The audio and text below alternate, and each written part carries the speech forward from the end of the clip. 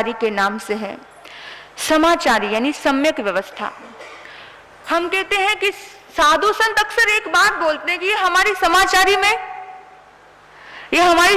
में नहीं है, इसलिए हम नहीं करते हैं। समाचारी क्या होती है? समाचारी की व्यवस्था होती है, और ये समाचारी गृहस्थियों के लिए भी है, केवल संतों के लिए नहीं है। इतनी सुंदर व्यवस्था, हम कहते हैं ये सारी समाचारी का पालन, ये 10 वाक्य इस समाचारी में आए। 10 वाक्य समाचारी का विवेचन परमात्मा ने 10 वाक्यों से किया, और एक एक वाक्य हमारे लिए बहुत प्रयोग का है। पहला वाक्य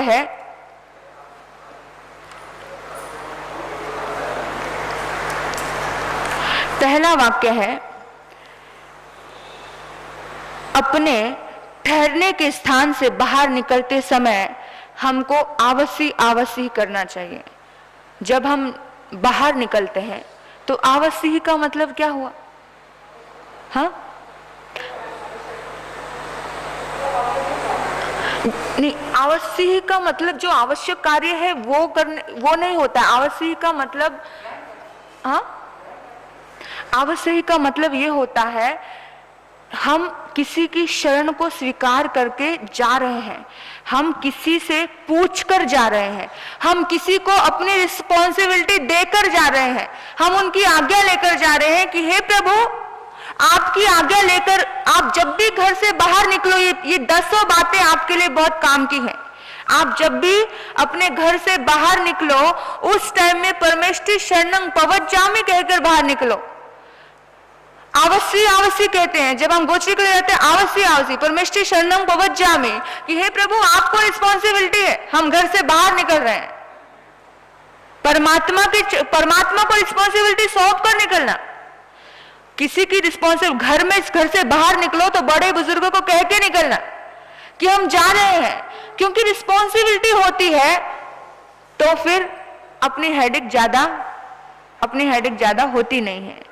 कि मैं जो भी आवश्यक कार्य के लिए जा रहा हूं उसकी रिस्पॉन्सिबिलिटी किसकी है? आपकी है। क्यों मंगल पाठ का विधान क्यों दिया है? वो रिस्पॉन्सिबिलिटी देने के लिए दिया कि आप रिस्पॉन्सिबल हो, आपकी शरण में हूं। और जब किसी बड़े की शरण में लेकर जाकर कोई काम किया होता है तो उनका पुण्य लेकर हम निकलते हैं, बड़ों का पुण्य लेकर हम निकलते हैं। तभी बोला कि ये गृहस्थी के लिए समाचारी है। जब घर से बाहर बच्चा निकलता है तो पैर छूकर निकले, कि माता पिता को बोलकर निकले कि मैं जा रहा हूं। घर से कोई बहू जाए तो सास को बोलकर निकले, पैर छूकर निकले। उनका पुण्य साथ रहेगा तो जो काम बिगड़ने वाला होगा वो भी बन जाएगा। यह है आवश्यक कि आप जब जाओ तो उस टाइम में आपको किस तरीके से निकलना है। बाहर निकलते वक्त आपको आवश्यक शब्द बोलना है कि मैं आवश्यक कार्य के लिए जा रहा हूं, परमेष्टि शरणं पवज्जामि, आपकी शरण को ग्रहण करके जा रहा हूं। बड़ा बुजुर्ग नहीं है तो परमेष्टि शरणं पवज्जामि नहीं, तो उनके आज बड़े बुजुर्ग हैं तो उनका आशीर्वाद उनसे पूछ कर जाए। फिर बोला निश्चय ही, जब आप आ रहे हो, आते वक्त आपको बोलना है निश्चय ही। ये समाचारी का पालन इस तरह से करना। निश्चय ही क्या मतलब? जब हम बाहर घर में रहते तो ठीक है, लेकिन जब हम बाहर निकलते हैं ना, हजारों तरह का कचरा हमारे आंखों के माध्यम से जाता है। हजारों तरह का कचरा, हमें नहीं पता कि कौन सी आत्मा हमें देखेगी और क्या बीज बोएगी। बिन बोले आंखों से ही क्या बीज हमारे दिल के एक बर्तन में डाल देगी।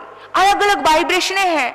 बाजार में तरह तरह के लोग हैं, तरह तरह की बातें, इतना कचरा हम बाजार से लेकर आते हैं, हमें नहीं पता चलता है कि हम इनडायरेक्टली क्या लेके आते हैं। और आपने बहुत बार सुना होगा कि बाहर गई थी और बाहर गई, किसी शायद चौराहे पर पैर आ गया होगा, कुछ आ गया होगा, कोई वाणी मंत्र देर साथ हो गया और उसके बाद तो तबीयत खराब रहने लगी है।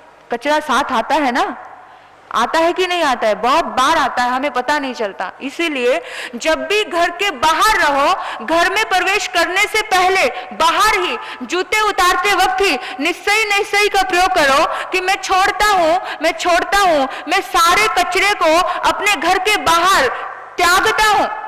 घर के बिल्कुल बाहर त्याग देना, उसको घर के अंदर प्रवेश नहीं करने देना।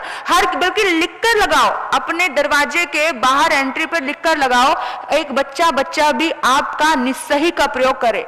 आप जब भी स्टूल पास करो, आप यूरिन पास करो, आप कुछ भी करो, उस टाइम आप छोड़ने का भाव रखो, त्यागने का भाव रखो कि मेरा इससे कोई कनेक्शन नहीं है, त्याग रहा हूं मैं, बोसिरा रहा हूं मैं। तो क्या होता है, कर्म का बंधन नहीं होता और कचरा हमारे साथ साथ नहीं रहता है। नहीं तो दिन भर में कहाँ कितने लोगों से मिले, कैसे लोगों से मिले, क्या किया, कैसी कैसी वाइब्रेशन, कैसी कैसी पढ़ते, ना जाने कौन सी आत्मा किस तरह से हमारे साथ हो जाती है, हमें खुद नहीं पता चलता। और कितनी बार तो ऐसा होता है कि साथ साथ रहने लग जाते। बहुत बार ऐसा उदाहरण हमने सुने हैं कि हमें पता नहीं चलता, क्योंकि बहुत ज्ञानी आत्मा रही होगी, बहुत साधनाशील आत्मा रही होगी, तो उसे पता चलेगा कि अंदर भी कुछ प्रवेश किया है। नहीं तो जल्दी से 6-6 महीने के बाद पता चलता है कि कोई अपने अंदर भी प्रवेश कर गया है। हम गए मेहंदीपुर बालाजी में, जहां पर अच्छे अच्छे नौजवान लड़के लड़कियां अपना सिर सरियों पर दे दे के मार रहे थे। इतनी पीड़ा से ग्रस्त है दुनिया, ये वाणयंत्र देवों की पीड़ाओं से इतनी ग्रस्त है, पूरा का पूरा छोटे छोटे बच्चे ऐसे ग्रस्त थे उससे।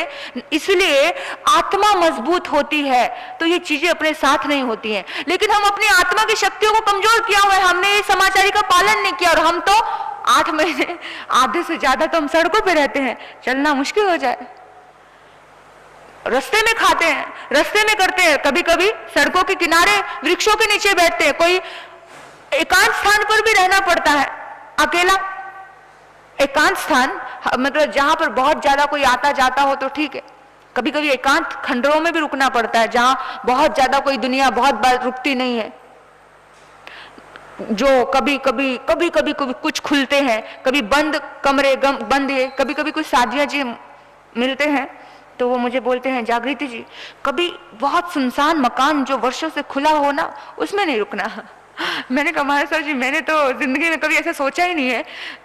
और कभी मतलब अच्छे बड़े बड़े भी कभी ऐसे बोलते हैं, अच्छा नहीं दरवाजा बंद करना, ये करना वो करना उनको, लेकिन मुझे से शक्ति, मुझे परमात्मा की इतनी ज्यादा एक श्रद्धा है कि मैंने अगर इन शब्दों को, इन बातों को फॉलो किया तो कोई कुछ बिगाड़ नहीं सकता है।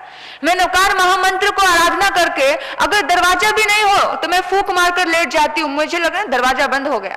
यानी इतना ज्यादा भाव है, अपने भगवान के प्रति इतनी श्रद्धा है। और जब श्रद्धा होती है, जब हम समर्पित होते हैं ना, जब परमेष्टि शरणं पवज्जामि का भाव होता है तो कभी भी कोई भी चीज आपका कुछ बिगाड़ नहीं सकती।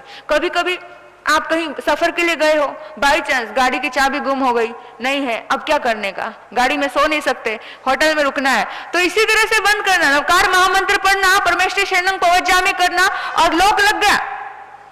सचमुच आप देखोगे चमत्कार कि इन लोगों की शक्तियां, नवकार महामंत्र के अधिष्ठाता देवी देवता इतनी छोटी छोटी बातों में कितना ज्यादा आपका क्या कल्याण करते हैं, आप सोच नहीं सकते हो। मतलब मैंने तो बहुत बार देखा है, मैं रास्ते में विहार करती हूँ, विहार करते करते अचानक कभी बहुत सारे कुत्ते ऐसे पड़ जाते हैं, क्योंकि कोई हमेशा साथ नहीं रहता है, तो बस एक ही बात रहती है मेरे पास, नवकार महामंत्र परमेष्टि शरणं पवज्जामि। आप यकीन करोगे इतनी छोटी सी बात से भी सिर्फ नवकार मंत्र पढ़ने मात्र से कुत्ते दूर हो जाते हैं, 1 मिनट में दूर हो जाते हैं। कभी कभी ऐसा होता है कि 4 कुत्ते भौंक रहे हैं और एक कुत्ता आकर के उनको भौंकता है और हम निकल जाते हैं, वो अंगेज कर लेता है। यानी कुछ ना कुछ है इस धरती पर, वो चीजें हम महसूस करते हैं।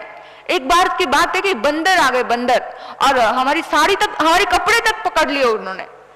सिर्फ नवकार मंत्र बोला, सिर्फ नवकार मंत्र, और बोलते ही छोड़ दिया। इतनी देर तक तो सूझा नहीं, पहले तो हम थोड़ा टेंशन में आ गए कि क्या करें, इतनी देर तक सूझा नहीं, और एकदम से क्लिक हुआ। नहीं तो मैं हमेशा, लेकिन उस टाइम क्या मालूम क्या नहीं, वो एकदम खौं करते रहे। मैंने कहा अभी तो गए काम से, लेकिन अपना ही दिमाग लड़ाते रहे। जब तक अपना दिमाग लड़ाएंगे, समर्पित नहीं होंगे, तो कुछ ना कुछ गड़बड़ होनी है। अब पहले ही जब वो खौं कर रहे थे और आ रहे थे, पहले ही पढ़ लेते तो शायद उनकी हिम्मत नहीं होती आने की, लेकिन वो कपड़े तक आ गए, तब याद आया कि नहीं भगवान अपनी शरण में लो। तो आपको मैं बता रही हूं कि पहले ही याद कर लेना। कभी कभार हम क्या है अपनी ही उलझनों में उलझ जाते हैं। तो ये अनुभव आपसे शेयर कर रही हूं कि मैं कोई भगवान नहीं हूं, मेरे ऊपर भी छोटी छोटी बातें, कुछ ना कुछ कहीं ना कहीं किसी न किसी बातों से कुछ ये ऐसे जीव जंतु आते हैं, जिन जंतुओं से, देखो मैं भी एक इंसान है, और ऐसे जानवरों से, जंगली जानवर इधर उधर के थोड़ा सा लगता है कि भय, कि वो घर के पाले हुए तो है नहीं, कौन कैसा है क्या पता। तो इसलिए आपको बाहर जाते वक्त हमेशा ध्यान रखना है और इसका प्रयोग करना है। फिर तीसरा आता है आपूछना। आपूछना, सही हो या गलत हो पूछ कर करना। घर में बुजुर्ग है, कोई बड़े संत है, कोई महापुरुष है, आपको पहले पूछ लेना, एक बार पूछ लेना, गुरुदेव ये करूं क्या? कोई व्यापार शुरू कर रहे हो, कोई काम शुरू कर रहे हो, एक बार उनकी शरण में चले जाना। कोई भी काम है पूछ कर करना। कहा है, दो नाम आते हैं इतिहास में, एक पूछ कर करने वालों का और एक बिना पूछे करने वालों का। एक नाम आता है मरीचि का, और एक मरीचि के मन में साधु जीवन छोड़ने का भाव नहीं आया था। मरीचि ने सिर्फ बदलने का भाव आया था कि ये समाचारी फॉलो नहीं करूंगा, ये समाचारी फॉलो करूंगा, मैं नया धर्म बनाऊंगा। बिना पूछे किया। भगवान ऋषभदेव से अगर मरीचि पूछ लेता तो निश्चित रूप से उसका पतन नहीं होता, लेकिन मरीचि ने पूछा नहीं तो पतन हो गया। कितने टाइम तक जिन शासन नहीं मिला, नरक का द्वार खुल गया। हाँ, और मेघ कुमार के मन में आया था कि साधु जीवन छोड़ दूंगा, छोड़ने का भाव आया था, और मन में विचार किया मैं पूछ कर चला जाऊंगा। गलत करने का भाव आए और पूछ लोगे ना तो संभाले जाओगे। अगर पूछा ही नहीं तो संभाले नहीं जाओगे। गलत कदम उठाना है तो पूछ के उठाना कि मैं कर रही हूं, मैं जा रही हूं, पहले बोल देना। पहले ही बोल दिया तो निश्चित रूप से हमने बोला तो जिंदगी में कोई रुकावट नहीं आई, हमने पूछा तो जिंदगी में कोई रुकावट नहीं आई। और आज सब तरफ वारे नारे हैं, तो पूछने का बहुत बड़ा प्रभाव है। तो ये दो नाम हमें संदेश देते हैं कि मेघ कुमार पतन के रास्ते पे था तो भी संभल गया, और मरीचि कोई पतन के रास्ते में नहीं था। तीर्थलिंग सिद्धा होते तो अतीर्थलिंग भी तो सिद्धा होते हैं, अतीर्थलिंग भी सिद्धा होते, लेकिन फिर भी जिन शासन छोड़ दिया और पतन के रास्ते पे चला गया, नरकों के द्वार तक पहुंच गया। क्यों? क्योंकि पूछा नहीं था। पूछ लिया तो संभाले जाते हो।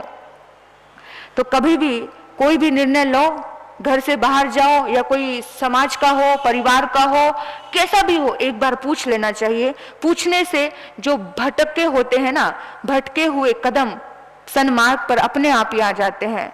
और जब पूछी जाती है कोई बात तो वरदान बरसते हैं। पूछोगे, दामन फैलाओगे तो वरदान बरसेंगे, पर दामन ही नहीं फैलाया तो वरदान कैसे बरसेंगे? कोई मतलब नहीं। फिर आगे बोला है पड़ी पूछना। यहां पर है पड़ी पूछना, बार बार पूछना। एक बार आप गए और आपको मना कर दिया कि नहीं करना। ऐसा बहुत बार हमारे साथ भी हुआ। हम गए, हमने किसी काम के लिए पूछा और मना कर दिया, नहीं। तो उसी टाइम चुप मत बैठ जाना कि अरे मैं तो जब भी अच्छे काम के लिए आप जाना चाह रहे हो लेकिन आपको मना कर दिया, नहीं जाना। और आपके मन में आया इनसे पूछना तो बेकार है, बच्चों के मन में आया इनसे पूछना बेकार है क्योंकि इनके पास जाएंगे तो मना ही करेंगे। अब पूछा ही नहीं। एक बार अगर कोई पूछने के बाद मना करे तो समझना कि कुछ उस समय में हाँ करना वर्जित था। वो काल, वो शुभ समय नहीं था। कभी ऐसा बहुत बार मेरे साथ अनुभव हुआ कि मैंने पहली बार कोई बात पूछी और उसकी मनाई हुई, लेकिन मैंने वही बात दूसरी बार पूछी तो उसकी हाँ हो गई। तो कभी कभी हमारे बुजुर्ग, हमारे महापुरुष कोई बात के लिए सोचते हैं तो हमेशा अपने बच्चों को भी ये समझाना कि एक बात अगर किसी बड़े के मुख से निकलती है तो उसका पुण्य साथ होता है, अगर बड़े के मुख से हाँ निकली है तो उसका पुण्य साथ होगा। तो ये चीजें समझाना बहुत जरूरी है। और ये कितनी सूक्ष्म रूप से परमात्मा ने हमें बताई कि एक बार नहीं, बार बार पूछो। जिस टाइम हाँ होगा तो समझना बड़े ने जिस टाइम हाँ कर दिया वही शुभ मुहूर्त होता है। और फिर बोला पंचमी छंदना। पंचमी छंदना, कुछ भी मिल जाए, गोचरी में मिले या आपको व्यापार में मिले, पहले अपने बड़ों के चरणों में चढ़ाना। चढ़ाओगे तो चढ़ते जाओगे, चढ़ाओगे तो चढ़ते जाओगे, छुपाओगे तो छुपते जाओगे। इसलिए चढ़ाना सीखो। जितना ज्यादा चढ़ाने का भाव रहेगा उतना ज्यादा जिंदगी में आगे। यह है समाचारी। हम तो बहुत ज्यादा उलझा दिया इस समाचारी को। हम कहते हैं किसी संत को एक पाटे पर बैठकर प्रवचन नहीं करना है समाचारी है। यहां किसी शास्त्र में नहीं लिखा है। कि जिन शासन के मुनि ही जिन शासन की साधना आराधना कर रहे हैं वही संत वो कर रहा है, वही संत ये कर रहा है। कोई किसी भी गच्छ का हो, लेकिन ये कहीं नहीं लिखा कि वो अपने जिन शासन के मुनि के साथ एक पाटे पर बैठ करके प्रवचन नहीं करना, कहीं नहीं लिखा। लेकिन अपने दिमाग से अपनी बुद्धियां लड़ाई गई हैं, तो क्या करें। इच्छाकारो आगे आया, इच्छाकारो काम करना हो, किसी से करवाना हो, तो कैसे करवाना किसी से काम। हम क्या करते हैं, ये काम कर देना, अरे तुझे बोला था ना, किया नहीं ना। हम बच्चों को भी ऐसे करते हैं, हम बहुत बार बड़ों को भी ऐसे कह देते हैं, इतनी बार कह चुके हैं एक काम नहीं होता है। क्या है आपको कहना, ऐसा नहीं, अरे तुरे की भाषा में नहीं, बल्कि बड़ों को भी अगर छोटे से काम करवाना हो या छोटे को भी बड़े से काम करवाना हो तो इच्छा करो। आपकी इच्छा हो तो ये कर दोगे क्या। आपकी इच्छा है तो पानी का गिलास पिला दोगे क्या। आपकी इच्छा है तो जरा वहां जाकर आओ। ये शब्द अगर आपने बोला आपकी इच्छा है तो इच्छा करो, इच्छा का ध्यान रख करके, तो निश्चित रूप से आपको इनकार नहीं करेगा सामने वाला, क्योंकि आपने उसको बड़प्पन दे दिया। आपने उसको बड़प्पन दिया तो इसलिए वो कभी भी मना नहीं करेगा कि नहीं करना। अपने आप ही वो व्यक्ति आपके प्रति हो जाएगा, अनुकूल हो जाएगा। और याद रखना, कभी भी अपनी भूल को छुपाना नहीं। हम क्या करते हैं, अपनी भूलों को बहुत आसान से छुपा लेते हैं। जिनके साथ आप रहते हो, जिनके साथ आप जीते हो, उनसे हमेशा खुलकर रहना, खुलकर बोलना, खुलकर बता देना कि ये समस्या है, ये चीजें हैं, ताकि आपको उनकी शरण, उनका प्यार, उनका वात्सल्य आपको बचा सके। कभी भी छुपाना नहीं। हम क्या कहते हैं, छुपा देते हैं। छंदना, छंदना में यही है।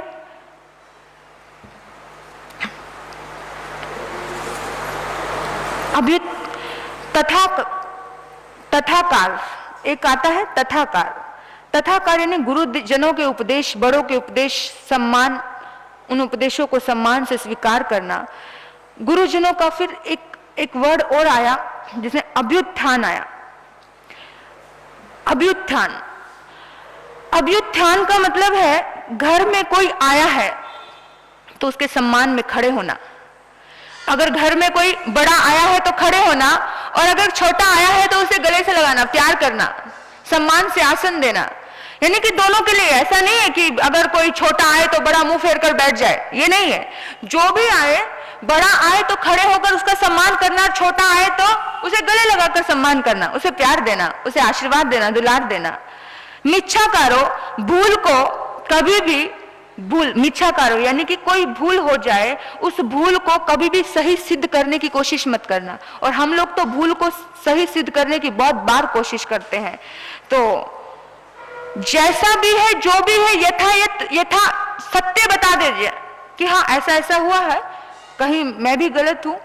और एक छोटी सी भूल भी आपकी जिंदगी को बहुत बड़ा नुकसान पहुंचा सकती है।